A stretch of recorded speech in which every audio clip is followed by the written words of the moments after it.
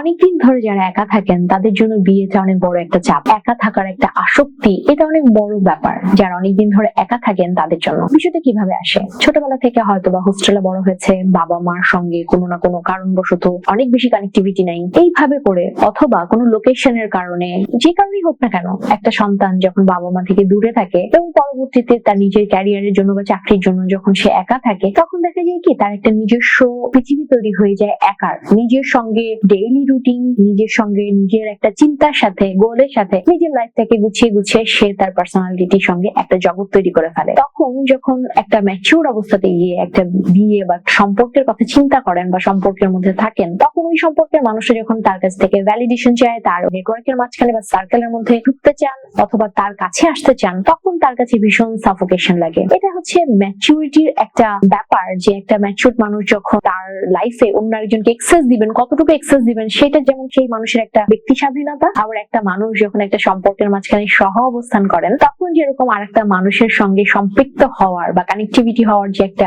Right রাখেন, সেটা কিন্তু একটা শক্তি। কিন্তু যখন মানুষ বিয়ে করতে যান বা বিয়ের কথা চিন্তা করেন, তখন একটা ফিয়ার কাজ করে যে আমি এতদিন ধরে একা ছিলাম, আমার লাইফটা সকাল থেকে বিকাল পর্যন্ত এই রুটিনের মধ্যে গুছিয়ে ফেলেছি, এখন নতুন একটা মানুষ যখন আমার সম্পর্কে চলে আসছে আমার জীবনে, তাকে তো আমাকে প্রায়োরিটি করতে হবে। সময় সময় তাকে আমার রিপোর্ট করতে হবে, আমি এটা করেছি, এটা করব, অথবা তার কাছ থেকেও আমার নিতে হবে। তো এই যে একজন মানুষ তার ডেইলি রুটিনের মাঝখানে কোনো কোনো জায়গা দিয়ে ঢুকে যাবে, এই বিষয়টা অনেকের জন্য ভীষণ ভয়ের এবং অনেকের জন্য ট্রমাও হয়ে যায়। মনে হয় যে একটা অবসাদ, একটা অ্যাংজাইটি, যে হায় হায় ওই মানুষ মনে হয় আমাকে একেবারে কারাগারে বন্দি করে ফেলবে, অথবা আমি বোধহয় কয়েদি হয়ে যাব, বিয়ে তো না, আমার আসলে স্বাধীনতাটাই চলে যাবে। এভাবে যারা ভাবেন তারা আসলে একটা সময় গিয়ে আর বিয়ের কথা চিন্তা করেন, বিয়ে করতে চান, সবাইকে দেখে বিয়ে বলে হ্যাঁ হ্যাঁ আমি করব, বিয়ে করতে হবে জিনিসটা বলছেন, কিন্তু বিয়ে আসলে করে উঠতে পারেন না। এই ফিয়ারটা অনেক ট্রমা আকারে তার নিজের সত্তার মধ্যে মিশে যায়। এটাকে বলে একাকিত্বের আসক্তি। এই আসক্তিতেই একটা সময় ম্যারেজ ফিয়ারের বড় একটা ট্রমায় চলে যায়, যখন দেখা যায় যে নিজেই